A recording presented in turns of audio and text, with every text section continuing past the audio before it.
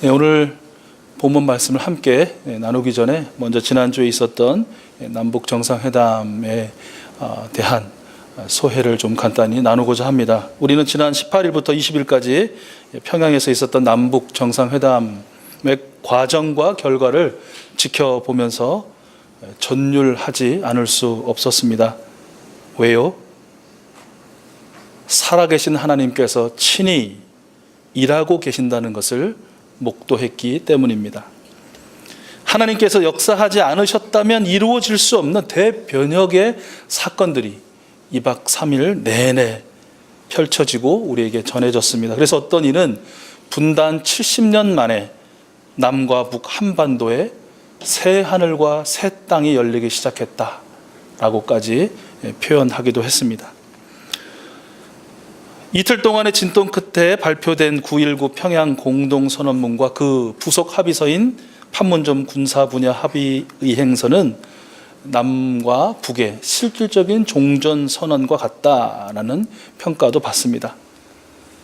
선언문에 담긴 내용 중에 남북한의 군사, 경제, 사회문화, 예술, 정치, 또 이산가족 분야 등 다방면에서의 실질적인 교류, 협력 방안, 그리고 한반도를 무엇보다 핵무기와 핵 위협이 없는 평화의 터전으로 만들어 나가야 한다.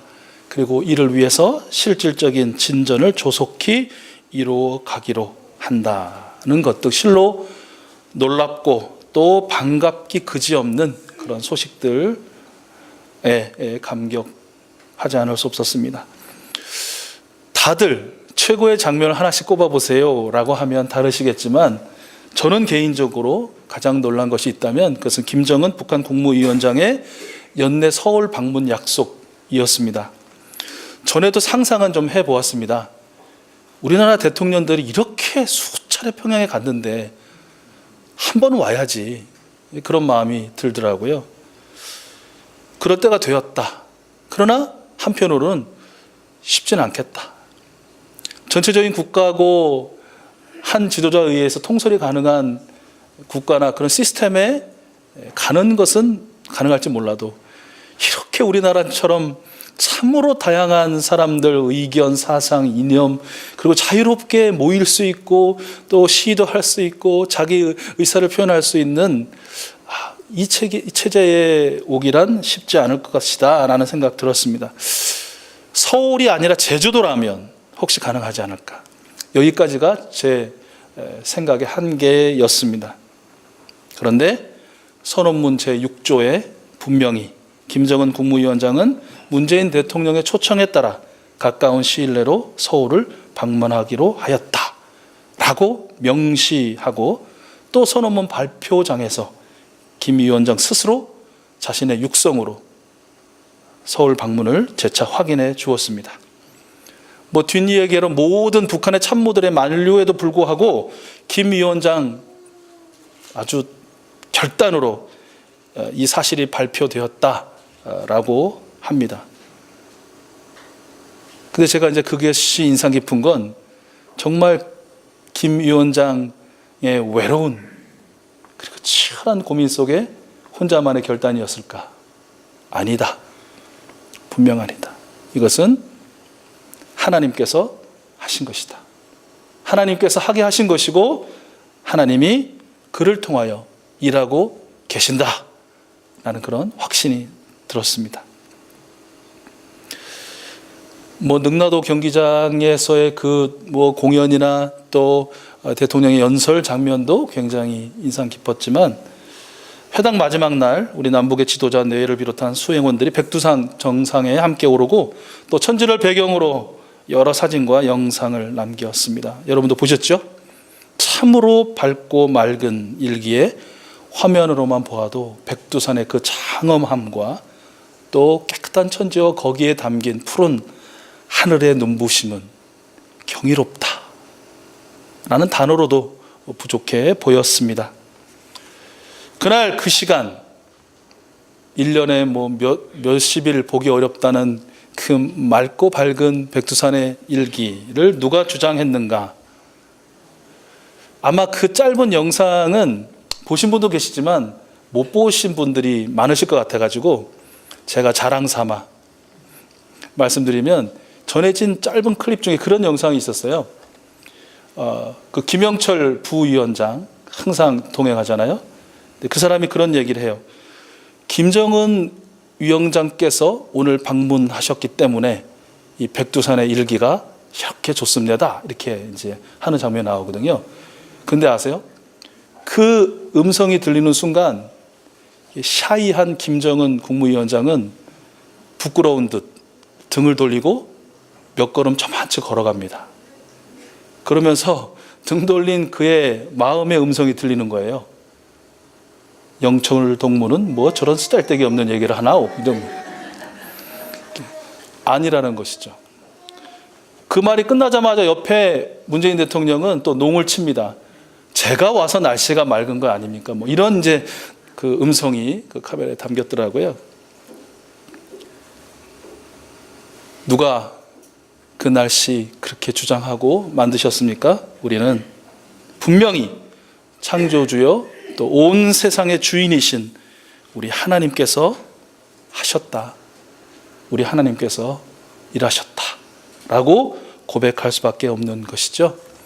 그 사진을 보면서 아마 여러분 우리 모두는 같은 마음이지 않았을까 생각합니다.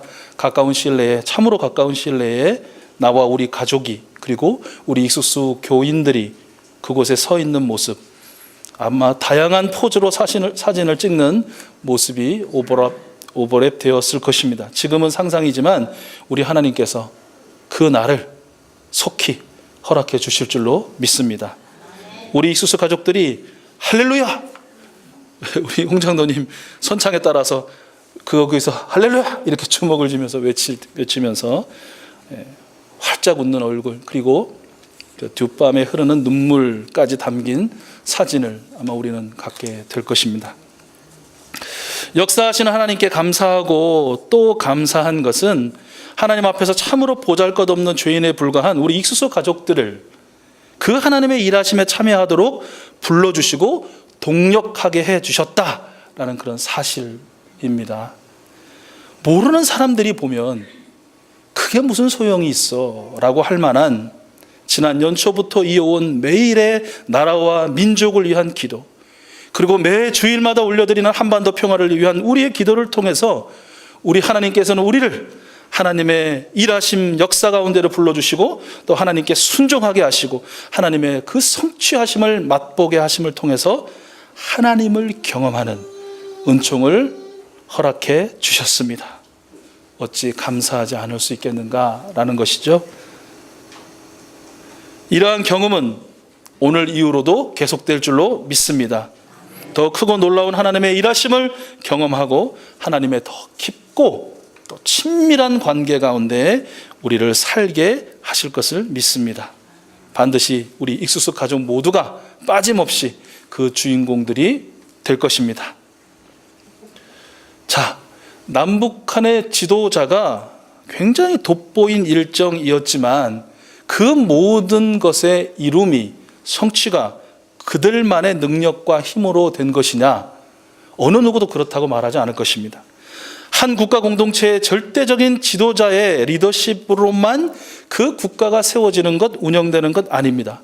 그 리더십에 따라 수많은 동력자들과 협력자들이 지혜를 모으고 또 모든 국민이 한마음 한뜻으로 호응했기에 그 나라와 그 국가가 발전하고 굳건해지는 것입니다. 국가 공동체의 모든 구성원의 지혜와 협력, 국가는 세워집니다. 물론 하나님의 역사하심의 전제 아래서 말입니다. 교회 공동체는 어떻습니까? 특출나게 보이는 어떤 한 목회자 때문에 세워지고 운영되지 않습니다. 때때로 어떤 교회 공동체는 그런 것처럼 보이기도 합니다. 그러나 그렇지 않습니다. 그것은 착시고 그것은 왜곡입니다. 교회 공동체는 그럴 수 없습니다. 목회자의 리더십을 중심으로 장로님들을 비롯한 직분자들이 지혜를 모으고 속한 모든 성도들이 한마음 한뜻으로 합력하고 뜨겁게 헌신하기 때문에 교회가 든든히 서가고 성숙하고 성장해 가는 것입니다. 교회 공동체의 모든 구성원의 지혜와 헌신으로 교회는 세워지고 운영됩니다. 마찬가지예요. 여러분, 가정 공동체는 어떻습니까? 슈퍼맨 같은 아버지, 남편이 홀로 가정 공동체를 세우고 살리는 것 아닙니다. 슈퍼우먼 같은 어머니, 아내가 홀로 세우고 살리는 것 아닙니다. 천재적인 재능을 가진 아들이나 딸 한 사람이 그 가정 공동체를 세우고 살리는 것 아닙니다. 무엇입니까? 우리 가정 공동체를 세우고 살리는 것도 가족 공동체 모든 구성원들의 지혜와 헌신과 사랑이 모아져야 가능한 것이다 라는 것이죠. 오늘 함께 읽으신 이 잠언 31장 10절 이하의 말씀의 소제목은요, 현숙한 아내입니다. 기억하실지 모르겠는데 예전부터 이 본문 속의 여인이야말로 우리나라 말로 해서 소위 현모양처의 모범이 되었습니다. 제가 청소년 때, 청년 때 모교회에서 여전도의 헌신 예배가 드려진다 하면 여러 차례 이 본문이 그 설교 본문으로 꼽히기도 했었습니다. 우리가 함께 읽었지만 본문에 등장하는 여인은 현모양처 정도가 아닙니다. 이 여인은 슈퍼우먼 중에 슈퍼우먼입니다. 그 위에 슈퍼우먼입니다. 슈퍼우먼을 한 100번 해도 모자랄 것이 없을 정도의 능력자죠. 아주 강한 여인입니다. 그녀를 한번 보십시오. 남편은 그녀를 진심으로 믿고 또 아내인 그녀 때문에 가난이라는 게 뭔지 모르고 삽니다. 살아있는 동안 오직 남편을 돕되 항상 착한 행실, 선행으로만 돕습니다. 결코 악행을 하거나 해를 입히는 일이 없는 아내요, 여인입니다. 또한 그녀는 부지런합니다. 얼마나 부지런한지 의복을 만들 수 있는 원료인 양털과 삼을 구해오고 집에 양식을 채우고 식구들의 밥을 골고루 준비하여 먹이고 종들이 해야 할 일까지 꼼꼼하게 잘 챙깁니다. 낮에는 밭과 포도원을 손수 일구고 밤에는 옷을 짓습니다. 이거 워커홀릭입니다. 쉬는 시간 없습니다. 워라벨 이런 거 없습니다. 그냥 일만 합니다. 가정 경제를 위해 지은 옷을 나가서 직접 팔기도 합니다. 게다가 그녀는 자기와 자기 가족만을 챙기지 않습니다. 가난하고 궁핍한 자에게도 도움에 손을 내밉니다. 여인의 부지런함 덕분에 가족들은 그 귀하다는 자색 옷과 세마포 옷을 입고 다닙니다. 그녀 때문에 남편은 원로들과 함께 성문에 앉아 있으면 됩니다. 그냥 앉아 있기만 합니다. 들락날락 하기만 해도 사람들의 존경을 받습니다. 그녀는 자신감과 위엄이 몸에 배어 있고요, 미래에 대한 어떤 두려움도 없습니다. 입만 열면 지혜가 저절로 나오고 혀만 움직여도 상냥한 교훈을 쏟아냅니다. 그녀의 자녀들과 남편은 어머니의 업적을 찬양하고 남편은 침이 마르게 칭찬합니다. 당신이야말로 모든 여자들 가운데 최고요. 남편이 하는 일은 요거 하나예요. 자, 여러분, 29절까지 쭉 말씀을 요약한 것인데, 만약 여기에 미혼 형제가 있다면, 그래서 이런 여성을 이상형 삼아 기도하는 형제가 있다면 그는 분명 홀로 늙어가 죽을 것입니다. 또 이미 기혼자들 중에서 이런 여성을 자기 아내와 비교하는 남편이 있다면 이렇게 생각하셔야 합니다. 그런 여성은 나를 남편으로 맞을 생각이 전혀 없습니다. 그리고 그저 지금의 아내가 큰 긍휼의 마음으로 나를 불쌍히 여겨 버리지 않고 데리고 살고 있음을 기억하고 감사해야 하는 것입니다.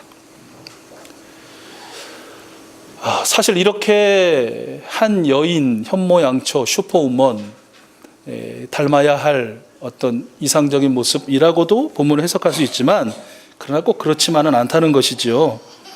잠언 기록과 전승의 목적을 왜 잠언을 기록했고 이렇게 우리가 전하느냐라는 것을 잠언 1장 2절에서 4절 말씀에서 밝히고 있거든요. 이렇습니다.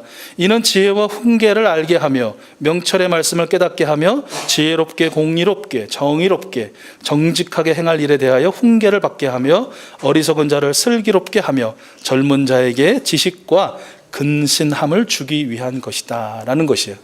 한마디로 정리하면 바로 잠언의 주제는 지혜입니다. 그래서 잠언은 지혜 문학 작품이라고도 불리는 것이죠. 오늘 말씀의 여인은 진짜 물리적인 한 여인이라기보다 지혜로 해석하는 것이 합당하다라는 것입니다. 그 근거가 몇 가지 있는데요. 첫째로 이 말씀의 원어 지혜, 구약에는 호크마라고 기록되어 있다고 하고요. 이걸 이제 신약에서 번역할 때 헬라어 소피아로 번역했다고 하는데, 이 단어에 형이 있습니다. 남성형, 여성성, 성이 있는데 바로 여성명사라는 것입니다. 여성을 가리킨다는 것이죠. 잠언 곳곳에는 지혜가 여성으로 의인화되어서 나타나고 있고요. 잠언뿐만 아니라 우리 이 정경 성경 66권에는 들어와 있지 않지만 신구약 중간 시대에 기록된 여러 지혜 문학들, 지혜서, 솔로몬의 지혜서라든지 집회서라든지 이런 것들에도 역시 지혜를 사람으로 의인화해서, 여성으로 의인화해서 나타나고 있다는 것이에요. 그래서 보통 이런 지혜를 가리켜서 영어권 학자들은 레이디 위즈덤이라는 단어로 해석하기도 한다라고 합니다.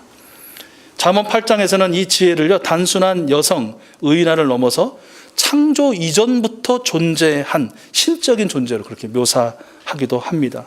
그리고 이러한 지혜 신학은 요한복음 1장에 나타나는 로고스 개념을 형성하는 데도 큰 영향을 미친 것으로 이해하고요.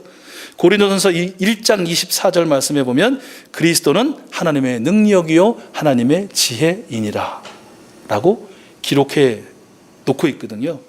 그러니까 예수님은 지혜다, 지혜는 곧 예수님이다 라고까지 해석할 정도로 이렇게 성경은 지혜를 표현하고 있다는 것이에요. 결론적으로 이 지혜, 천지전부터 있었고 예수 그리스도와 동일시하는 이 단어는 여성 명사라는 것이에요. 그래서 우리는 오늘 이 여인을 지혜로 해석할 수 있다는 것이고요. 그리고 10절에서 31절 몇 계절입니까? 네, 맞습니다. 22계절이죠. 22절입니다. 이 22절의 구성은요, 영어 알파벳 A부터 Z까지, 그러니까 히브리의 알파벳은 22개거든요. 알레프부터 타우까지 해서 한자 한자 순서대로 이렇게 나열한 소위 아크로스틱 형식이라고 부른다고 하는데요. 그 형식의 시로 되어 있습니다. 그러니까 이는 단순히 한 여자에 대해서, 슈퍼맨 같은 여자에 대해서 이야기한다 보다는 이 잠언서의 총 주제라고 할 수 있는, 관통하고 있는 핵심 단어라고 할 수 있는 지혜에 대해서 말하고 있는 것이다 라는 것을 근거 삼을 수 있다는 것이에요. 그리고 오늘 본문 31장 10절에서는요, 이 여인은 진주보다 귀하다라고 표현하고 있거든요. 근데 잠언을 쭉 살펴보시면 진주보다 귀한 것이, 여기선 여인인데 여러 곳에서 무엇이 진주보다 귀하냐면 지혜가 진주보다 더 귀하다라는 말을 계속해서 사용하고 있어요. 이러한 몇 가지 근거를 통해서 오늘 말씀의 여인은 바로 지혜를 가리킨다라고 우리가 볼 수 있는 것입니다. 말씀의 여인이 지혜라고 우리가 이해하고 말씀을 다시 보면 시작절과 끝절에서 지혜에 대해서 두 가지 사실을 우리가 알 수 있게 됩니다. 10절인데요. 10절의 시작이 이렇습니다. 누가 이런 여인을 얻겠느냐? 라는 것이에요. 이 말씀의 뉘앙스는 이러이러한 남자라면 얻을 수 있어가 아니고 이런 여인을 얻을 수 있는 남자는 없다 라는 그런 뉘앙스인 거예요. 즉 누가 이러한 지혜를 갖출 수가 있는가? 누가 이렇게 지혜를 다 완벽하게 갖고 지혜자라고 불릴 수 있는가? 없다라는 것이에요. 오늘 나열된 여러 가지 중에 많아봐야 한 가지, 두 가지, 특출나봐야 세 가지, 그 정도다라는 것입니다. 지혜에 대해서 알 수 있는 또 다른 하나는 마지막 30절인데요. 고운 것도 거짓되고 아름다운 것도 헛되나 오직 여호와를 경외하는 여자는 칭찬을 받을 것이라 라는 말씀에서 보듯이 지혜는 뭐냐? 하나님을 경외하는 것이다 라는 사실을 우리는 알 수 있습니다. 그렇습니다. 완벽하게 지혜로운 사람은 없습니다. 그리고 지혜는 하나님을 경외하는 것입니다. 즉 지혜는 일생 동안 하나님께만 복종하는 것이고 매일매일 결단하고 매일매일 단련해야 하는 것입니다. 지혜는 정의, 의로움, 겸손, 긍휼, 공정함을 포함한 삶의 방식 그 자체입니다. 야고보 사도는 야고보서 3장 17절에서 하늘로부터의 참 지혜는 이라고 하면서 이렇게 말씀을 이어갑니다. 참 지혜는 우선 순결하고 다음으로는 평화스럽고 친절하고 온순하고 자비와 선한 열매가 풍성하고 편견과 위선이 없다라고 그렇게 가르치고 있습니다. 예수님께서는 마가복음 9장 35절에서 간접적으로 이 지혜로운 사람이 어떤 사람이냐라는 것을 분명하게 이렇게 가르쳐주고 계십니다. 예수께서 앉으신 다음에 12 제자를 불러놓고 그들에게 말씀하셨다. 누구든지 첫째가 되고자 하면 그는 모든 사람의 꼴찌가 되어서 모든 사람을 섬겨야 하느니라. 결국 우리는 오늘 말씀을 통해서 몇 가지 사실을 깨닫게 됩니다. 첫째, 이 세상에 지혜롭다라고 불릴 만한 사람은 없다. 두 번째, 지혜는 하나님을 경험합니다. 셋째, 지혜는 예수 그리스도 삶의 방식 그대로이다. 그리고 마지막, 지혜를 구하는 사람들, 즉 하나님을 경외하고 예수님의 삶의 방식을 따라 살고자 애쓰는 사람들이 함께 공동체를 세우고 살린다라는 것입니다. 이제 어제인가요? 추석 연휴를 맞아 여러분 지내고 있습니다. 하나님께서 허락하신 여러분 한 분 한 분의 가정은 누가 세우고 살립니까? 우리는 기억해야 합니다. 그 짐을 그 누구에게 다 지우지 말아야 합니다. 또한 그 누구도 다 지려고 해서도 안 됩니다. 그 누구 하나 완전하지 않기 때문입니다. 또한 그 누구 하나 아무것도 감당할 수 있는 사람이 없기 때문에 그렇습니다. 결국 가족 구성원들 모두가 함께 세우고 함께 살리는 것입니다. 어떻게 세우고 살립니까? 지혜입니다. 바로 하나님을 경외하는 삶을 통해서입니다. 일생 동안 하나님께만 복종하는 것이고 그를 위해 매일 결단하고 매일 단련하는 것입니다. 나와 우리의 구주 예수 그리스도께서 살아내신 그 삶의 방식을 따라 부더니도 애쓰는 것이죠. 혹시 지금 여러분 가정 공동체에 문제가 있습니까? 가정 공동체가 무너져 내리고 있는 것 같고 죽어가고 있는 것처럼 느껴지십니까? 다시 세우고 다시 살리고 싶으십니까? 그렇다면 자책하지도 마시고 또 원망하지도 마십시오. 다시 지혜를 구하십시오. 하나님을 경험하십시오. 경외하십시오. 나 중심의 사고, 독단적 결정과 실행, 결과에 대한 무책임을 버리고 하나님 말씀 중심, 또 예수 그리스도의 삶 중심의 사고를 하십시오. 말씀에 기초하여 겸손과 사랑으로 함께 논의하고 함께 결정하고 합심하고 합력하십시오. 결과의 열매도 결과의 아픔도 함께 나누고 함께 지십시오. 여러분의 그러한 삶을 통해서 하나님께서 우리 가정을 세우시고 하나님께서 우리 가정을 살려주실 줄로 믿습니다. 평화로 채우시고 소망으로 이끌어 주시고 우리 하나님께서 우리 가정을 통해서 친히 영광 받아 주실 줄로 믿습니다. 우리 교회 공동체, 우리나라와 민족 공동체를 세우시고 살리시는 하나님, 일하시고 우리를 그 역사하심과 이루심의 영광에 참여하도록 부르시고 사용하시는 하나님께서 우리 가정을 위해서도 우리의 가정, 우리 자녀들의 가정, 우리 손주들의 가정을 위해서도 일하고 계십니다. 그리고 그 일하심에 함께 하자는 동력애로 그 자리로 우리를 부르고 계십니다. 우리 모두가 응답할 수 있기를 바랍니다. 그 응답과 결단에는 많은 믿음의 갈등들, 또 괴로움이 왜 없겠습니까? 가장 큰 괴로움이 있다면 하나님, 우리 가족 중에 저는 결단했거든요. 저를 비롯한 우리 모든 가족들이 결코 지혜의 자일 수 없다. 지혜는 오직 하나님만이 가지고 계시고 하나님께로부터 옴을 믿고 인정합니다.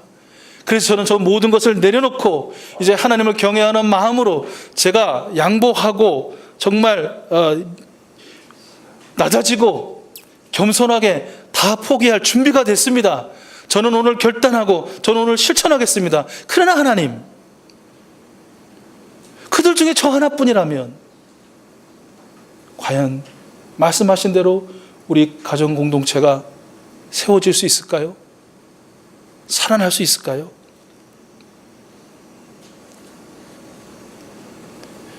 두 가지인 것 같습니다. 하나는 내가 볼 때 절대 저 사람은 나처럼 생각 안 해. 생각합니다.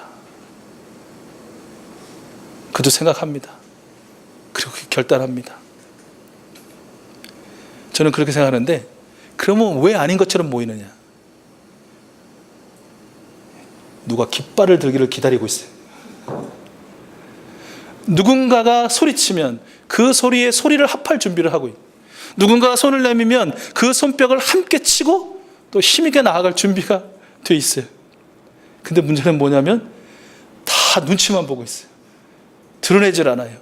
감추고 있어요. 주저해요. 그리고 아닌갑다라고 다 오해해요. 네가 아니면 나도 아닌 걸로 하자. 아무도 안 해요. 지혜를 구하지 않아요. 하나님을 더 뜨겁게 경험하고 경외하려고 하지 않아요. 예수님 따라 살려고 하지 않아요. 왜? 그러는 순간 이 가정 공동체에서 나만 손해라는 생각이 들거든요. 그렇게 악한 사탄과 마귀는 그런 생각을 우리가 느끼거든요. 기억하세요. 여러분이 오늘 결단하고 여러분이 그렇게 가족 공동체 가운데 나가셔서 선포하신다면 저들 모두도 여러분의 그 선포에, 그 진실한 메아리로 응답할 것입니다. 함께 결단하고 함께 힘을 모아 마음을 모아 실행하십시오. 하나님이 일하십니다. 또 하나는 그러지 않기를 바라지만 정말 아무도 응답 안 할 수가 있습니다. 사랑하는 권사님 어떤 한 분이 그렇게 이제 결단하셨다고 하면 남편분이 이제 믿거나 믿지 않을 수도 있는데, 믿는 분도 그렇고 믿지 않는 분도 그렇고 자녀들도 그럴 때 좀 열받으시면 나오는 말 있잖아요. 아들놈, 딸년 하나 응답을 안 할 수가 있어요. 그냥 나만 그냥 안달복달하고 어떻게든지 우리 집안이 정말 하나님의 은혜 가운데 세워지고 또 이 살아야 될 텐데라고 하는 것처럼 보일 때가 있어요. 그럴 때 어떻게 하셔야 할까요? 지금 여러분 마음에 하나님께 주신 그 마음대로 하시면 됩니다. 하나님께서 주시는 그 평화로, 그 사랑으로, 그럼에도 불구하고의 그 하나님을 믿는 믿음과 그 믿음의 열정으로 여러분 시작하시면 됩니다. 하나님이 하시면 사람은 꺾어집니다. 하나님이 하시면 사람은 변화됩니다. 하나님이 이끄시면 그 무관심과 무덤덤과 무사랑의 그 자리에서 하나님의 계획하시고 일하심의 자리로 나옵니다. 그리고 그렇게 작정한 여러분에게 하나님께서 능히 그리 살아낼 수 있는 힘과 능력과 또 모든 지혜와 명철과 총명을 허락해 주실 줄로 믿습니다. 사람이 돕는 것이 아니라 성령님께서 여러분을 도와주실 줄로 믿습니다. 명절을 지나시면서 많은 유혹과 시험이 있으실 때 오늘 주신 이 말씀을 기억하시고 또 말씀대로의 순종을 통해서 우리 하나님께는 영광을, 그리고 믿지 않는 많은 사람들에게는 하나님의 일을 감당하는 저희의 모습을 보면서 하나님을 발견하고 또는 하나님을 궁금해하고 하나님을 찾는 사람들이 되게 하는 그런 귀한 은혜가 우리 이숙수 가족들에게 있기를 간절히 소원합니다.